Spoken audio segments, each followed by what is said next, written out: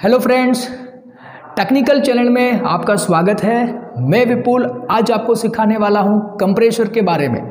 तो कंप्रेसर क्या है, कंप्रेसर कितने तरह के होते हैं, कंप्रेसर में कैसे हम टर्मिनल पॉइंट्स को चेक कर सकते हैं, वो सारी जानकारी आज मैं आपको सिखाने वाला हूं। तो आप सबको रिक्वेस्ट है कि आप हमारे वीडियो के एंड तक बने रहें ताकि मैं आपको पूरी जानकारी अच्छे से दे पाऊँ। तो सबसे पहले हमारा जो कंप्रेसर है, कंप्रेसर क्या है? तो कंप्रेसर जो होता है वो एक ऐसा मशीन है, ऐसा यंत्र है जो हाई प्रेशर और लो प्रेशर के डिफरेंट को बनाए रखता है।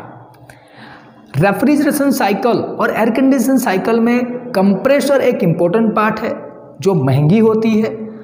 और कंप्रेसर जो होता है वो रेफ्रिजरेशन साइकिल में, एयर कंडीशन साइकिल में जैसे कि ह्यूमन बॉडी में हार्ट का जो काम होता है, ठीक उसी तरह रेफ्रिजरेशन साइकिल में हमारा कंप्रेसर का काम होता है।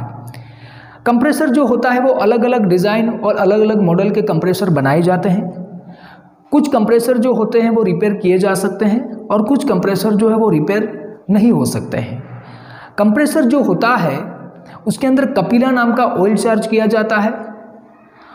और जो वैसे तो हमारे दो तरह के कंप्रेसर होते हैं, एक होता है सिंगल फेज कंप्रेसर और दूसरा होता है 3 फेज कंप्रेसर।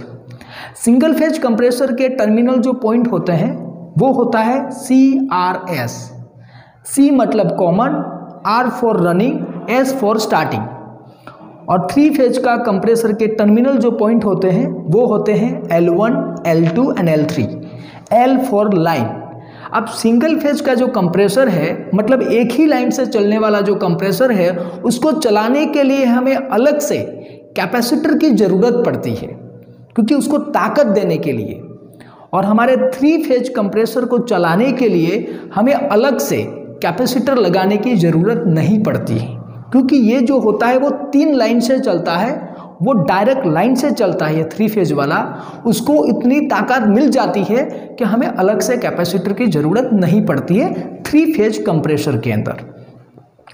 और ये जो हमारा कंप्रेसर जो होता है उसके अंदर हमारी जो कुछ कंप्रेसर के अंदर सक्शन लाइन, डिस्चार्ज लाइन के अलावा चार्जिंग लाइन के लिए भी अलग एक लाइन होती है।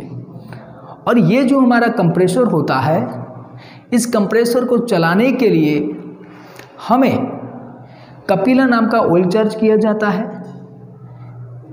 और ये जो कंप्रेसर, यही आपको कंप्रेसर के बारे में ध्यान रखना है। दूसरा एक चीज़ मैं आपको बताना चाहता हूँ कि सिंगल फेज जो कंप्रेसर है उसको बिना जानकारी हमें नहीं चलाना चाहिए।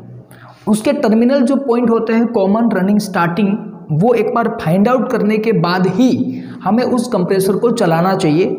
नहीं तो ये कंप्रेसर जो होता है सिंगल फेज का वो जल सकता है।